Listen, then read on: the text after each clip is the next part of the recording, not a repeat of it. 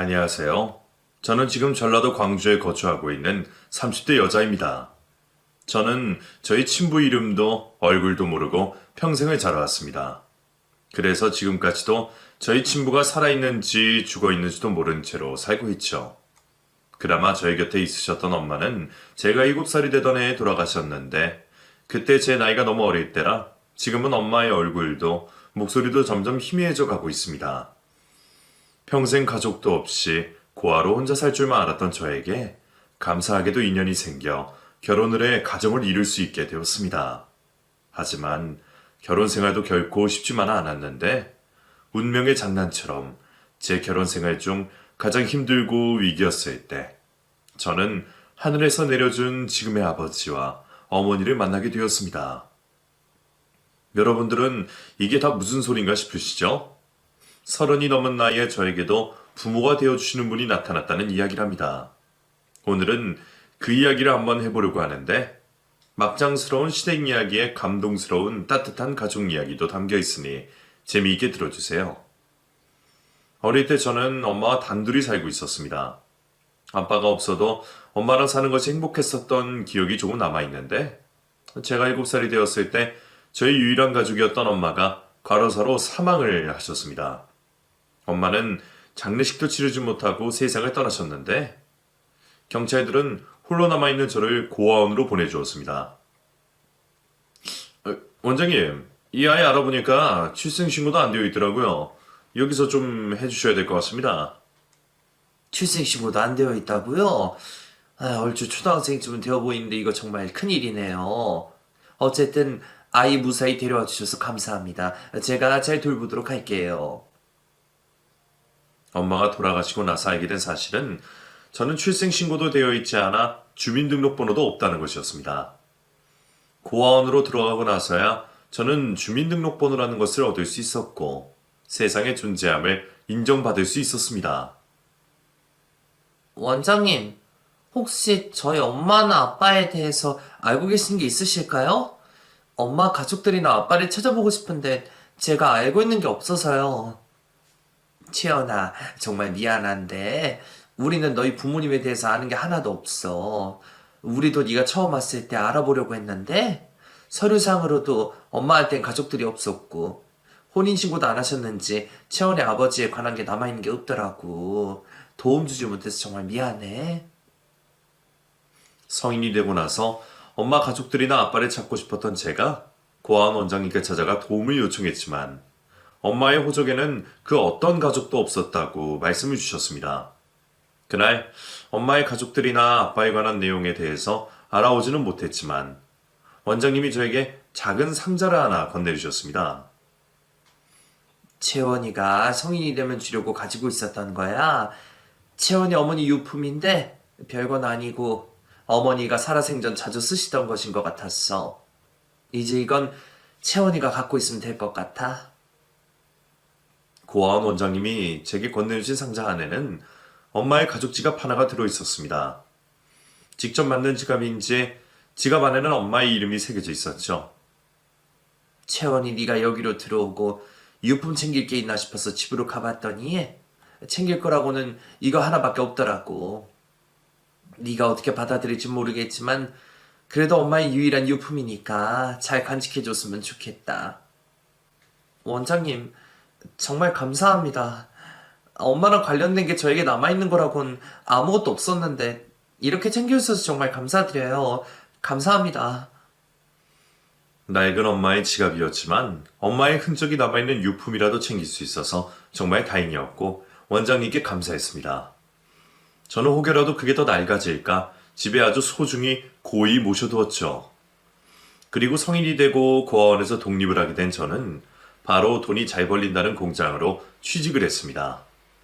아침부터 저녁까지 공장에서 일을 하고 집으로 돌아와서는 밤새 공부를 했던 저는 3년 만에 교육대학교로 진학을 할 수 있게 되었죠. 채원아, 원장님은 네가 꼭 합격할 수 있을 거라 믿었어. 그동안 정말 고생 많았다. 대학교만 무사히 졸업하면 될 것 같은데 앞으로 들어가는 돈이 많아서 걱정이야. 원장님, 돈 걱정은 하지 마세요. 제가 그동안 모아둔 돈도 있고 어떻게든 장학금 받아서 다닐 생각이에요. 원장님, 저 꼭 초등학교 선생님 돼서 잘 되면 보답할게요. 조금만 기다려주세요. 채원아, 원장님은 보답 같은 거 필요 없고 네가 무사히 대학 졸업 잘해서 하고 싶은 일 하면서 살았으면 좋겠어. 그것 말곤 더 바라는 게 없다. 부모 없는 고아여도 힘들게 살고 싶진 않았습니다. 그래서 제가 선택한 직업이 바로 초등학교 교사였죠. 초등학교 교사가 되면 평생 먹고 살 걱정도 안 해도 되고 고아라고 무시도 당하지 않을 것 같다는 생각이 들었습니다. 그리고 고아여도 초등학교 교사라는 직업을 가지면 결혼도 나름 잘할 수 있을 것 같은 생각이 들었죠. 이 선생님은 첫째야? 첫째 딸은 보통 아빠를 닮는다던데 이 선생님도 그래? 아, 저 외동인데 저도 엄마보다는 아빠를 닮은 것 같긴 해요. 대학교에 들어가서도 그렇고 초등학교 교사가 되고 나서도 저는 사람들에게 굳이 제가 고아라는 사실을 먼저 말하지 않았습니다. 대화 도중에 부모님들 이야기가 나오면 물 흐르듯 저도 자연스럽게 참여를 했었죠. 연애를 할 때도 남자친구에게 굳이 제가 고아라는 사실을 말하지 않았습니다. 제가 고아라는 사실을 사람들에게 말하지 않은 이유는 편견이 생기는 걸 방지하기 위해서이기도 하지만 사람들은 은근 남의 불행을 약점으로 잡기 때문에 제가 고아라는 게 약점이 되지 않기 위해 숨긴 것이었죠. 채원아, 우리도 이제 슬슬 결혼 생각을 해봐도 되지 않을까? 내 대학 동기들은 같은 교사랑 만나면 1년도 안 돼서 결혼을 하던데 우리는 만난 지 벌써 3년째잖아. 남편과 연애한 지 3년 정도가 됐을 때 남편이 먼저 결혼 이야기를 꺼냈는데 저는 남편과의 결혼이 망설여졌습니다. 3년 동안 제가 고아라는 사실을 숨긴 것도 있고 고아인 제가 결혼을 해서 행복한 가정을 이룰 수 있을까라는 의구심이 들기도 했기 때문이었죠. 그런데 시모가 말도 없이 학교로 찾아왔습니다. 채원아, 내가 갑자기 찾아와서 많이 놀랐지? 지나가는 길에 우리 아들 얼굴도 보고 채원이 얼굴도 보고 싶어서 왔어. 괜찮지? 물론이죠. 제가 먼저 차가 갔어야 했는데 어머님이 먼저 오시게 해서 정말 죄송합니다. 그리고 저 보러 와주셔서 정말 감사드려요. 시모는 조금 예민해 보이는 구석이 있긴 했어도 저에게 다정하신 분이셨습니다. 남편한테 듣기로 시모는 남편이 같은 직업인 초등학교 교사와 결혼을 하기를 바라셨는데 남편이 마침 저를 만나서 시모가 저를 엄청 마음에 든다고 하셨다는 이야기 들었습니다. 채원아, 내가 궁금한 게 있는데 부모님들은 어디에 살고 계시니? 동인이 말로는 채원이 고향이 전주라고 하던데 부모님들도 전주에 계셔? 아, 맞다. 나도 그동안 채원이 부모님들이 어디에 살고 계시는지 모르고 있었네. 채원이 명절마다 전주에 가는 거 보면 전주에 계시는 것 같은데. 맞지? 그래. 전주면 여기서 그리 멀지 않은 곳이라 왔다 갔다 하기도 편하겠구나. 조금 불편한 질문일 수도 있는데 채원이 부모님들은 무슨 일을 하는지 알 수 있을까? 그리고 형제는 없고 외동이라 들었는데 맞아? 아무래도 시모가 저를 예비 며느리로 생각을 하고 있어서 그런지 궁금한 게 참 많으신 듯 했습니다. 이것저것 물어보는데 차마 가족에 대한 질문에서는 거짓으로라도 대답을 할 수가 없었습니다. 제가 그 어떤 대답도 못하고 입을 꾹 다물고 있자 시모가 의아하다는 듯 말했습니다. 채원아, 내 질문에 왜 대답을 안 하니? 내가 너무 불편한 질문을 했어? 나는 그냥 우리 아들이 결혼하고 싶어 하고 내 예비 며느리가 될 사람이 어떻게 살아왔는지 궁금해서 물어보는 거니까 너무 부담 갖지 말고 불편하게 생각하지 말아줬으면 좋겠어. 그래, 채원아. 엄마가 오목조목 따지려고 물어보는 게 아니라 정말 단순히 궁금해서 물어보는 거니까 너무 기분 나빠하지 마. 제가 대답을 하지 않으니 시모가 저에게 대답을 재촉하면서도 제 눈치를 보셨습니다. 제가 기분이 나빠서 대답을 안 하는 거라고 생각하시는 줄 아시는 것 같아 제가 시모와 남편을 속이는 기분이 들어 이참에 모든 걸 사실대로 말을 해야겠다는 다짐하고 입을 열었습니다. 사실 그동안 제가 동현 씨한테도 말 못한 게 하나 있는데요.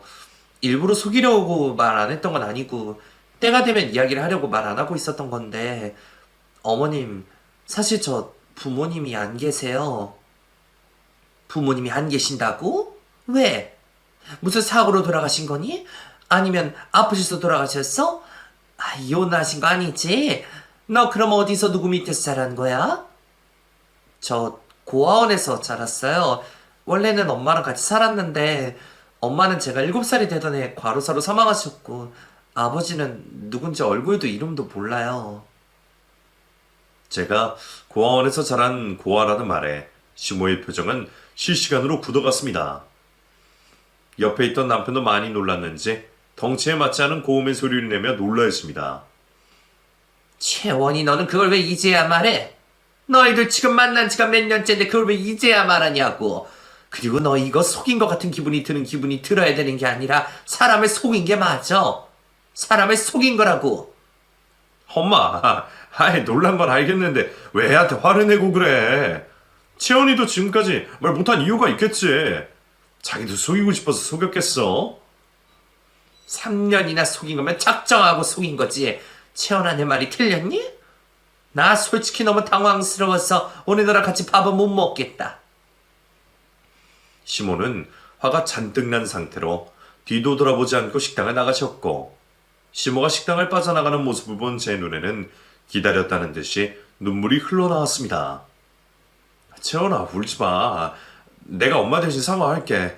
아마 엄마도 많이 당황스러워서 그런 거일 거야. 엄마 때문에 상처받았다면 정말 미안해. 어머님은 내가 고아인 게 싫으신가 봐. 이럴 수도 있을 거라고 예상은 했는데 어머님 반응에서 확실하게 티가 나니까 속상하긴 하다. 어머님 분명 내가 이 말하기 전까지 나 엄청 좋아하셨는데 우리 결혼 못하겠다. 엄마 반응 너무 신경 쓰지 마. 그나저나 채원아, 너 그동안 혼자서 여기까지 오느라 고생 참 많았겠다. 진작에 말해줬으면 내가 더 노력해서 너한테 잘했을 텐데. 이제 알았으니까 지금부터라도 내가 더 잘해줄게. 이미 트집을 잡을 수 없을 정도로 저에게 잘해주었던 남편은 제가 고아라는 이야기를 듣고 나서도 변함없는 마음을 보이며 오히려 저를 위로해 주었습니다. 하지만 저는 그런 시모의 반응을 보고도 남편과 결혼을 쉽사리 결심할 수 없었습니다. 채원아, 진짜 걱정하지 마. 결혼은 내가 하는 거지 엄마가 하는 게 아니잖아. 그리고 우리 엄마 전에도 내가 잘만 하면 무조건 내 말에 들을 거야. 저를 설득하는 남편을 믿고 저는 남편과 함께 시댁을 찾아갔지만 시모는 저를 보자마자 막말을 퍼부으셨습니다. 제가 생각했던 것보다 시모는 더 격한 반응을 보이셨죠. 내가 분명 안 와도 된다고 했을 텐데 왜 굳이 우리 집까지 기어들어온 거야? 나 너희들 결혼 끝까지 반대할 생각이니까 너네가 먼저 포기해라. 엄마, 아무리 내 엄마지만 해도 너무한다. 엄마 채원이 고아라는 사실 알기 전까진 나보고 하루라도 빨리 채원이랑 결혼하라고 했으면서 고아라는 거 알자마자 결혼 반대하는 거 인간적으로 너무 아니지 않아? 엄마는 나랑 채원이 보기 부끄럽지도 않냐고. 인간적으로 너무할 게 뭐가 있니?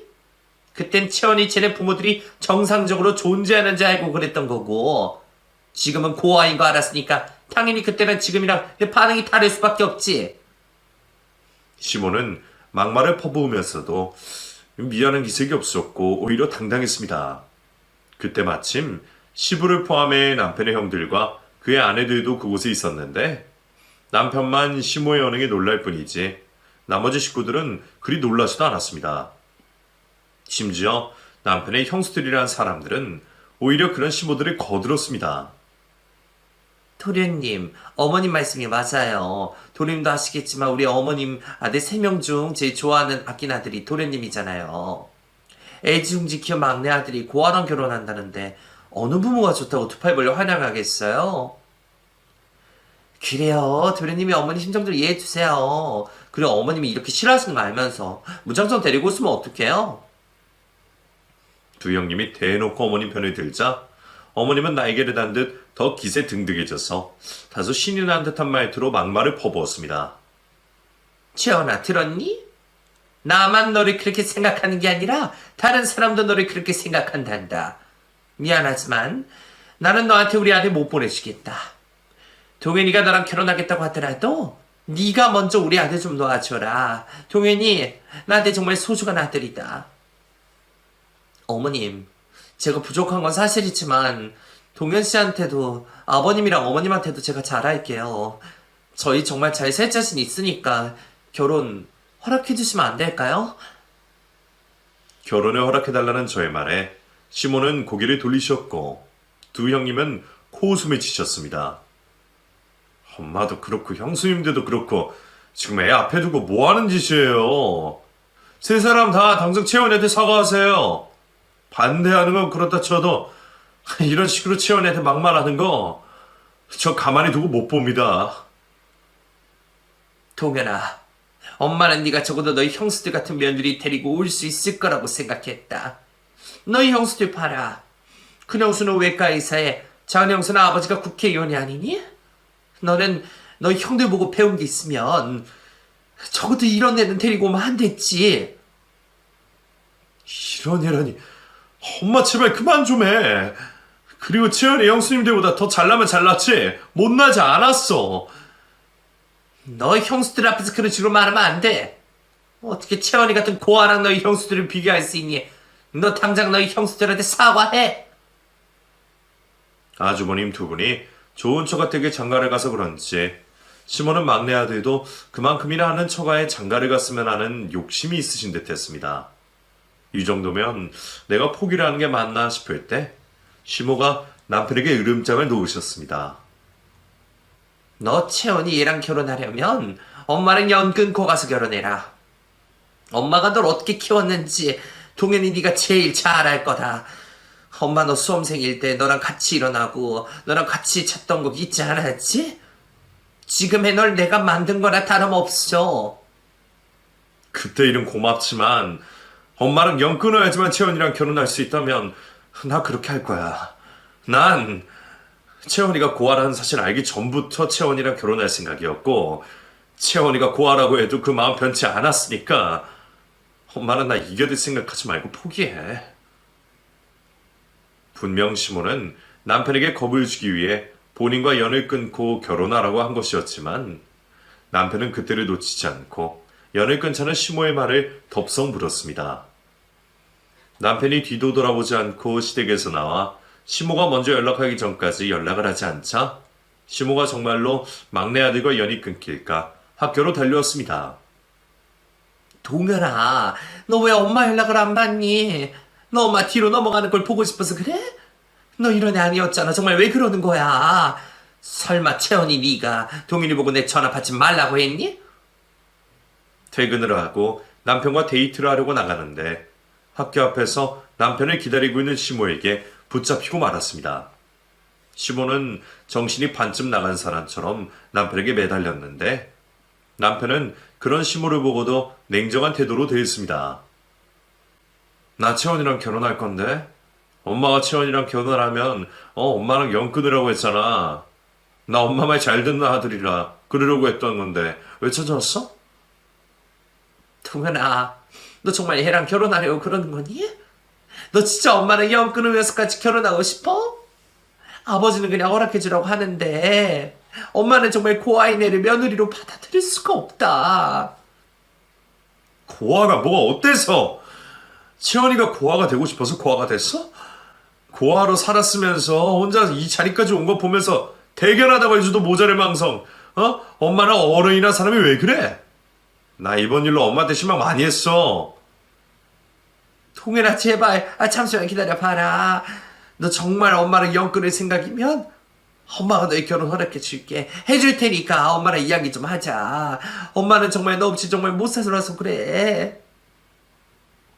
사랑하는 막내 아들과 연을 끊는 게 무서웠던 시모는 결국 저희 결혼을 허락해 주었습니다.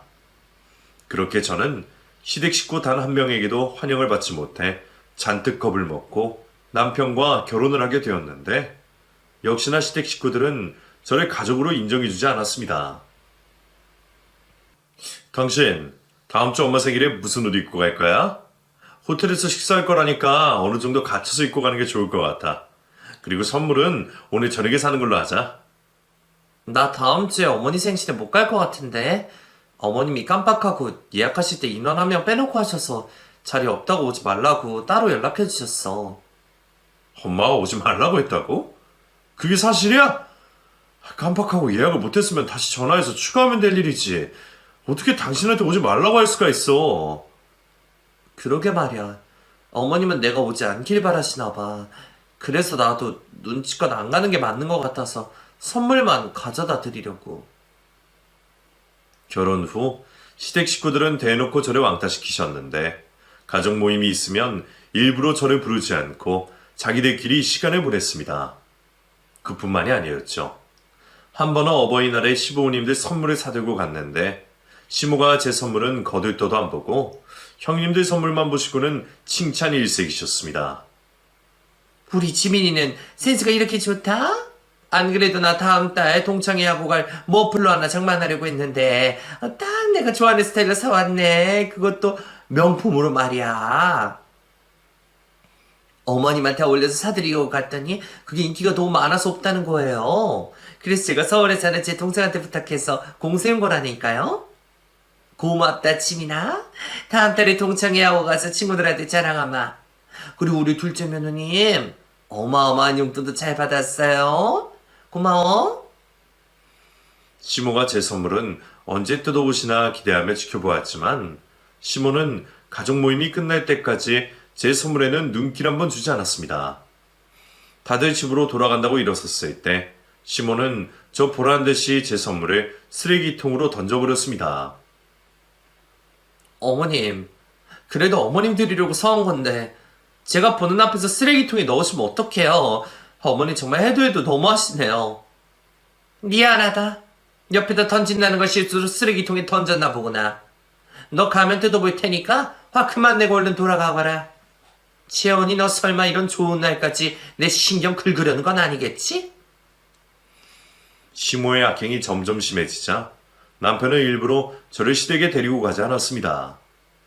연을 끊고 산 건 아니지만 거의 남보다 못한 사이로 지내고 있을 때였습니다. 둘째 형님이 아이를 출산해서 남편과 산후조리원으로 들렀는데 어쩌다 제 임신 이야기가 나왔습니다.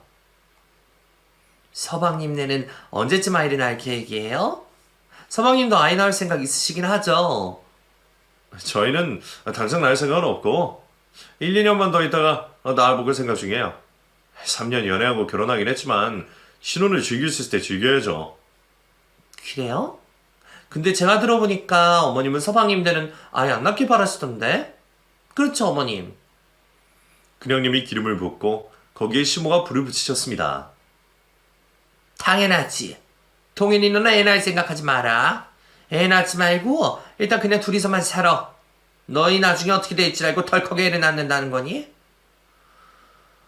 엄마, 쓸데없는 소리 할 거면 그냥 아무 말도 하지 마. 그리고 애 낳으면 우리가 낳고 키워도 우리가 키우는데 엄마가 왜 참견이야? 너 결혼하고 나서 말버릇이 점점 더 나빠진다. 막내 너, 내 말 듣고 피임 제대로 해라. 내가 볼 땐 채연이 쟤가 네 좋은 길을 다 빨아들이는 것 같은데 채연이 같이 기센 애가 이래 나오면 어떤 애가 나오겠니? 시모의 말에 화가 나서 제 얼굴이 홍당무처럼 붉어졌습니다. 그러면서도 시모의 말에 남편이 또 화를 낼까 남편을 잡아 세웠는데 시모는 저랑 눈싸움이라도 하시는 듯 눈에 힘을 주고 제게 말했습니다. 채연이 너 정건신 쪽에서 전근 좀 가라. 너랑 결혼하고 우리 동현이 안색 많이 안 좋아진 거 너도 느끼고 있지? 내가 잘 아는 점집에 가보니까 네가 기가 너무 세고 네가 불쌍한 사주라. 사주 좋게 태어난 우리 동현이 기운 빨아들여서 그렇다고 하더라고. 어머님, 동현씨 저랑 결혼하고 신수가 훤해졌다고 주변에서 난리도 아니에요. 그리고 저희 신혼인데 굳이 멀리 정근 가서 살아야 되는 이유가 신점 때문이면 더더욱 그러고 싶지 않아요. 죄송합니다. 너 지금 나한테 말 대꾸 한 거니? 너 오늘 내가 좋은 날이라 크게 뭐라고 하지 않으려고 했는데 보자 하니까 너 아주 나를 보자기로 보는 것 같다? 시모는 저에게 아이도 낳지 말고 남편과 떨어져 살 수 있게 정근을 가라고 협박을 하셨습니다. 그땐 남편과 결혼한 것에 대해 매일 후회했고 고부관계 문제로 이혼을 하는 사람들의 이해가 됐습니다. 하지만 세상에 유일한 내 가족이자 유일한 내 편인 남편을 놓아버릴 수 없었던 저는 어떻게든 꾹 참고 버텼는데 감사하게도 시댁이 광주에서 조금 떨어진 곳으로 이사를 가셨습니다. 나 없다고 우리 동현이 구박하지 말고 끼니 거르게 하지 말고 옆에서 잘 보살피도록 해라. 내가 일주일에 한 번씩은 들러서 확인할 테니까 긴장 놓치지 말어. 시댁과 멀어지고 왕래하는 일이 줄어들어 시댁에서 받는 스트레스도 자연스레 줄어들어 그런 건지 남편과 저는 모르게 임신이 되었습니다. 결혼하고 3년 만이었죠. 사모님, 자궁이 많이 약하시기 때문에 임신 동안은 무리하지 마시고 항상 조심하셔야 돼요. 하시는 일이 초등학교에서 아이 가르치는 일이라고 하시던데 오래 서 있으면 안 돼서 권유드리는데 아이 낳을 때까지만 휴직을 하시는 게 어떨까요? 유산 위험이 크다는 의사 선생님의 말씀에 남편과 저는 긴 고민 끝에 휴직을 하게 되었습니다. 그러면서 저는 매주 대학병원에 통연하며 임신기간 내내 주의를 하며 지내고 있었는데 소식을 들은 시모가 저를 돌봐주겠다며 광주로 달려오셨습니다. 어머님, 굳이 이렇게까지 안 해주셔도 되는데요. 그나저나 아버님 혼자 지내게 하셔도 돼요? 저는 최대한 움직이지 않고 집에 가만히만 있으면 괜찮으니까 괜히 저 때문에 여기 계시지 마시고 아버님 챙겨주세요. 내가 너 좋아서 여기 있는 줄 아니? 네 뱃속에 있는 내 손주가 걱정돼서 온 거니까 나한테 이래라 저래라 하지 마라.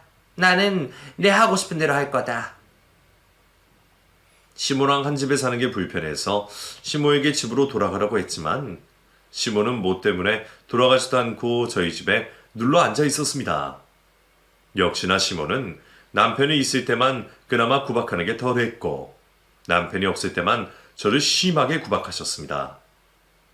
너는 베란다 창틀 청소를 한 번도 안 한 거니? 먼지가 왜 이렇게 많이 쌓여있어? 아유, 생긴 거 그렇게 안 보이는데 너 생각보다 엄청 더러운가 보다. 어머님, 그것도 임신하고 나서 몇 달 동안 못했더니 먼지가 쌓인 거예요. 제가 나중에 동현 씨 오면 시킬 테니까 그냥 내버려 두세요. 이런 더러운 걸 왜 우리 아들한테 시키니? 할 거면 네가 해야지. 너 요즘 일도 안 하고 팔자 좋게 집에 퍼질러 누워있기만 하잖아. 그러니까 너 가만히 있지 말고 네가 좀 해라. 이게 뭐가 힘들다고 동현이 시켜? 병원에서 무리하지 말라고 그냥 가만히 있는 게 최고 도움되는 거라고 해서 그러려고 휴직 신청을 했던 건데 시모 때문에 저는 하루도 쉬는 날 없이 집안일을 해야만 했습니다. 그렇게 하루는 시모가 시킨 걸레질을 하고 있는데 배가 심상치 않게 아파져서 더 이상 못하겠다고 했더니 시모가 저에게 걸레를 집어 던졌습니다. 이딴 것도 못하는 게 시집을 오긴 왜 오니? 우리 아들 돈벌이 시키고 우리 아들 가정부로 쓰려고 시집 온 거니? 어머니, 지금 배가 조금 아파서 그래요. 좀 쉬다가 괜찮아지면 다시 할 테니까 조금만 이해해 주세요. 그리고 왜 사람 얼굴에 걸레를 집어 던지세요? 왜? 걸레가 더럽니? 나한텐 걸레보다 네가 더 더러워. 내가 볼 땐 걸레도 부모가 있을 것 같은데 왜 넌 그 흔하디흔한 부모도 없는 거니? 시모의 말에 충격을 받은 저는 결국 그 자리에 주저앉고 말았습니다. 제가 자리에 주저앉고 울부짖자 시모가 엄청 당황해하며 제게 다가왔습니다. 지연아, 왜 그러는 거니? 너 정말 아파서 그러는 거야? 아니면 일부러 그러는 거야? 너 늙은 시미 놀리면 안 돼. 어머님, 저 장난치는 거 아니고요. 지금 당장 119 좀 불러주세요. 제발 부탁드릴게요.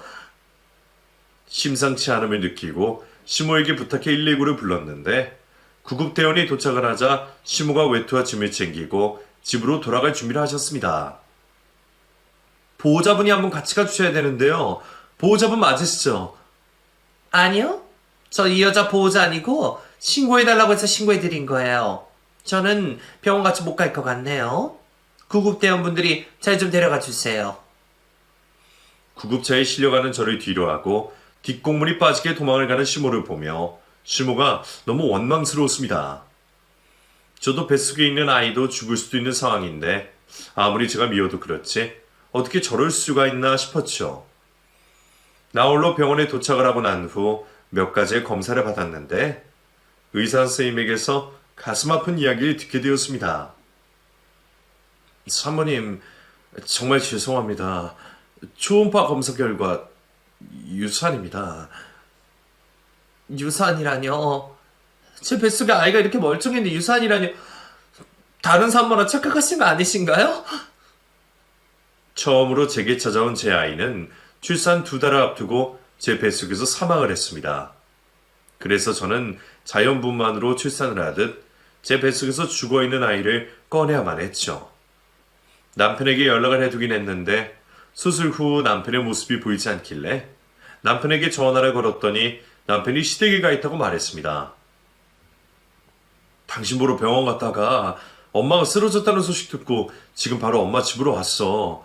엄마 상태가 심각하대서 왔던데 끝까지 옆에 못 있어줘서 정말 미안해. 나 지금 바로 병원으로 갈 테니까 조금만 기다려. 나는 수술실 안에서 죽은 당신 애 낳고 있었는데 당신은 당신 엄마 쓰러졌다는 소식을 듣고 그냥 가버렸어? 아내가 목숨 걸고 이러고 있는데 당신은 엄마 걱정이 더 돼서 그러고 가버렸냐고. 엄마가 진짜 심각하다길래 걱정돼서 온 거였어. 내가 진짜 미안해.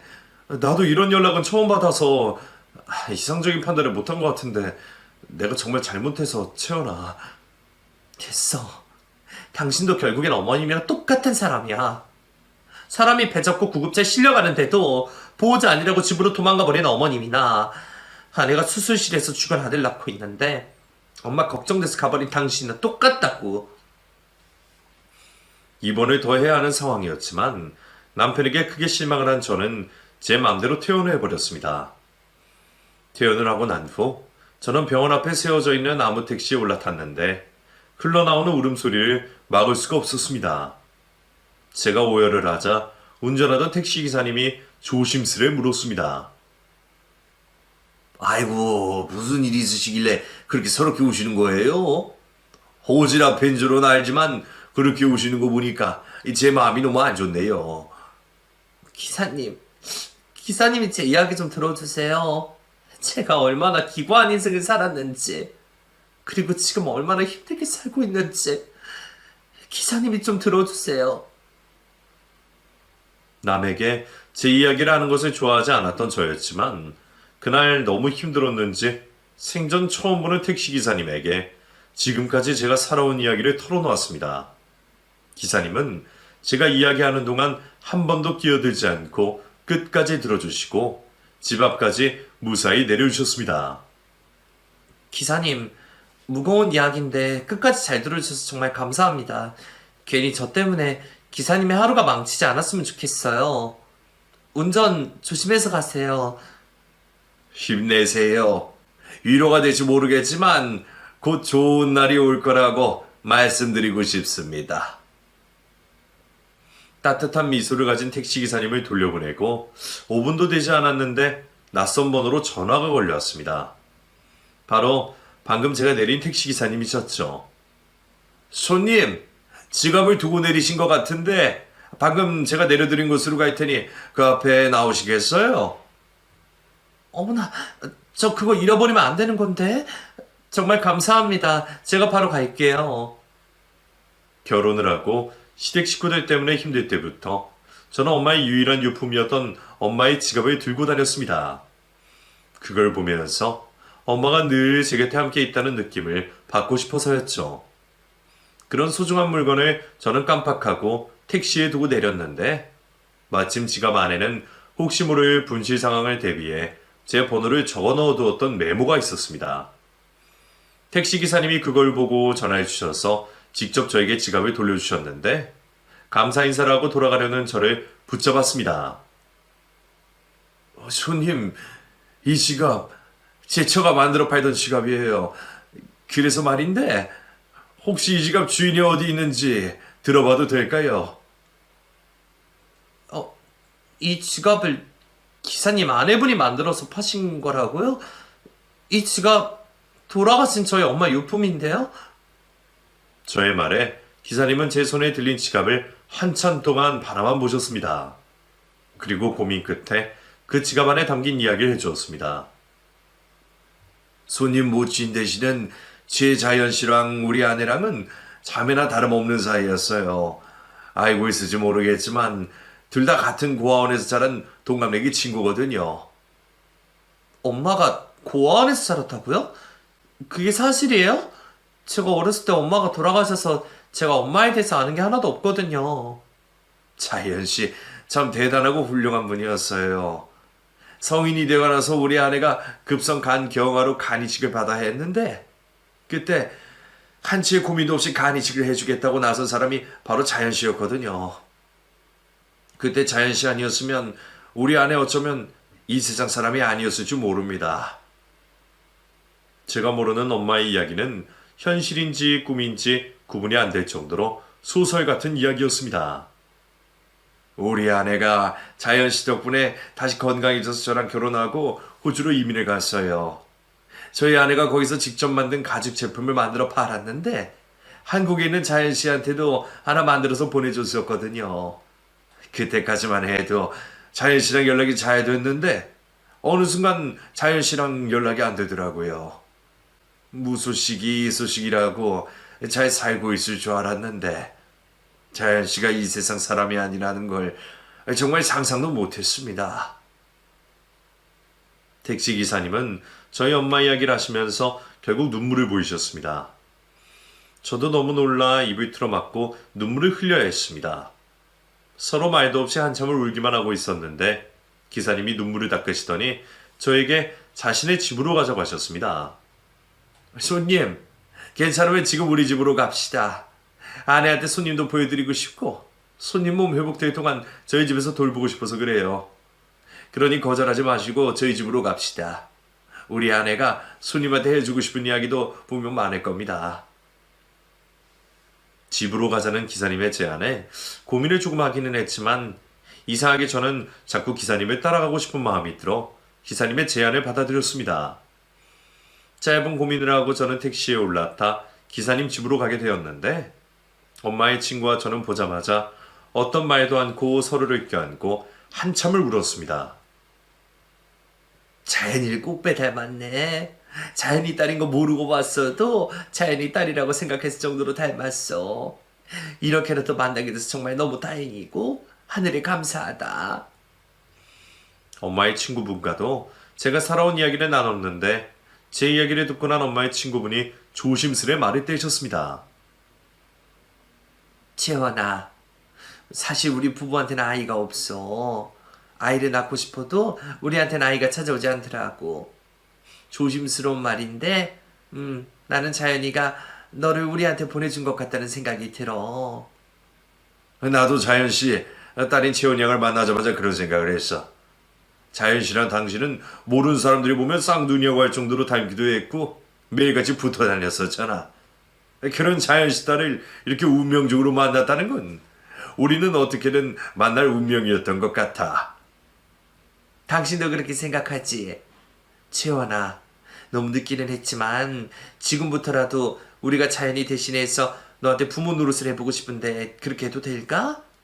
우리가 이 나이 되도록 한 번도 부모가 되어본 적이 없어서 서투이긴 하겠지만 자연이에게 보답하는 의미로 그리고 너를 이렇게 만나게 해준 감사의 의미로 너한테 잘해보고 싶은데 허락해 주겠니? 지금까지 살면서 저희 부모가 되어주겠다는 사람이 나타났다는 게 저는 기적적처럼 느껴졌습니다. 그리고 엄마의 칭마에 들어 마치 엄마가 저희를 만나게 만들어준 것 같다는 생각이 들었죠. 엄마의 자매나 다름없는 엄마의 친구를 만나고 난 후 저는 한동안 엄마의 친구 집에서 몸조리를 하며 지냈습니다. 30몇 년 만에 처음 만난 사람인데 한참 오래 알고 지낸 사람처럼 이상하니만큼 마음이 편했습니다. 채원아, 이모가 참으려고 해도 참아지지 않아서 그러는데 너 언제 한번 나랑 같이 너희 시댁이 좀 들리자. 내가 너희 시댁 식구를 만나서 하늘 무서운 줄 모르고 치솟는 그놈의 콧대를 납작하게 만들어줄게. 네? 이모, 저희 시댁 식구들 사회적으로도 인정받고 사시는 분들이라 절대로 꺾을 수 없을 거예요. 정말 쉽지 않은 사람들이라고요. 채원아, 너희 이모부 그날 체험 삼아서 처음으로 택시 운전한 거 아니? 너희 이모부 저래 보여도 호주 금융권에서 이름 꽤나 일이 날린 사람이었어. 3년 전에 중국인한테 회사 팔고 한국으로 들어와서 지금 백수처럼 지내고 있는 거지. 너희 시댁 식구들 재산 아무리 끌어모아도 너희 이모부 재산의 3발의 피도 안 될 거야. 그런 건 절대 걱정하지 마. 이모의 말이 사실이었습니다. 이모부는 셀 수 없을 정도로 많은 재산을 가진 부호였고 이모와 이모부는 정말로 저의 손을 잡고 시댁으로 찾아가 저희 시댁의 코를 납작하게 만들어 주셨습니다. 물론 그렇다고 해서 저희 시모가 입을 쉽게 다물거나 하지는 않았습니다. 친부보다 하는 사람들이 찾아와서 왜 참견질이에요? 그리고 당신들 뭐하는 사람들인데 제 앞에서 큰 소리 내는 거냐고요? 당신들 우리 남편이 뭐하는 사람인지 알고 그래요? 우리 사돈 한 분은 종합병원 병원장에 또 한 분은 국회의원까지 한 사람이라고요. 시모를 포함한 시댁 식구들은 이모와 이모부를 보며 자신의 명예와 재산에 괄시했지만 시댁 식구들은 이모부가 어떤 사람인지 알게 되자마자 바로 꼬리를 내렸습니다. 그날 그 자리에서 시댁 식구들에게 사과를 받지 못했지만 그날 이후로도 제가 이모 부부와 부모 자식처럼 지내고 있으니 그제야 저를 찾아와 저에게 사과를 하셨습니다. 하지만 저는 시댁 식구들의 사과를 받아주지 않았습니다. 그들의 사과는 진심이 아니라는 걸 누구보다 더 잘 알았기 때문이었죠. 물론 남편은 용서해 주었습니다. 알고 보니 남편도 시댁 식구들에게 깜빡 속아 그날 그렇게 시모에게 쫓아갔다는 사실을 알게 되었거든요. 비록 그 이후로 지금까지도 아이가 생기지 않고 있기는 하지만 남편과 저는 남들이 부러워할 정도로 행복하게 잘 지내고 있고 남편과 저는 시댁 식구와는 연을 끊었다 싶어 하고 지내고 있습니다. 명절에만 간간히 연락을 드리고 만나고 있지는 않고 지내고 있죠. 어차피 저는 시댁 식구들에게 가족인 적이 단 한 번도 없으니 이렇게 지내는 게 더 낫겠다 싶습니다. 그리고 저는 피 한 방울 섞이지 않았지만 평생 부모 없이 외롭게 자란 저의 가족이 되어준 남편과 이모, 그리고 이모부에게 늘 감사하는 마음으로 사랑하며 살고 싶습니다. 여러분들도 사랑이 넘치는 가족들 품에서 행복했으면 좋겠습니다. 모두 새해 복 많이 받으세요.